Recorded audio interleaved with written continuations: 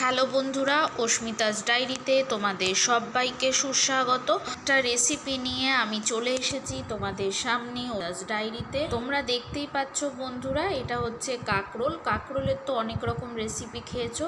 তোমরা কারা কিভাবে কাঁকরোল খেতে ভালোবাসো তা আমাকে কমেন্ট করে জানিও। আর এই রেসিপিটা তোদের কেমন সেটাও কিন্তু অবশ্যই আমাকে কমেন্ট করে জানাবে।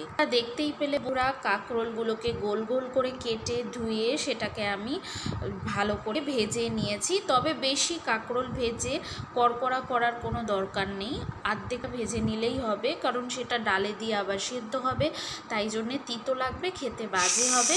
তোমরা দেখতে পাচ্ছ যে কিছু মুগ ডাল আমি পরিমাণ মতো নিয়ে সেটাকে ধুয়ে প্রেসারে সেদ্ধ করে নিয়েছি। তোমরা যে যেভাবে ঝাল খাওয়া পছন্দ করো সেইভাবে ডাল সেদ্ধর সময় কাঁচা লঙ্কা দিয়ে দেবে। তেল গরম হয়ে গেছে, এরপর ফোড়নে জিরে আর একটা শুকনো লঙ্কাকে ভেঙে আমি ভালো করে ভেজে নেব। তারপর সেদ্ধ করা ডালটা কড়াইয়ের মধ্যে দিলাম এবং ডালের বাটিটা ধুয়ে এখানে পরিমাণ মতো জল দিয়ে দেব। পরিমাণ মতো আদা আমি গ্রেট করে রেখেছিলাম আগে থেকেই, সেটা আবার দিয়ে দেব। তারপরে ভেজে রাখা কাঁকরোলগুলো আমি দিয়ে স্বাদ মতন কিছুটা চিনি এর মধ্যে দিয়ে দেবো। মিষ্টি খেতে পছন্দ করো, চিনিটা অ্যাভয়েডও করতে পারো। তোমরা দেখতেই পেলে যে ডালটা কিন্তু রান্না করা হয়ে গেছে। এবার আমি ডালটাকে বেড়ে নিলাম। এবার তোমরা আমাকে জানাবে রেসিপিটা কেমন লাগলো, আর নতুন ভিডিও পেতে আমার চ্যানেলটিকে ফলো করো।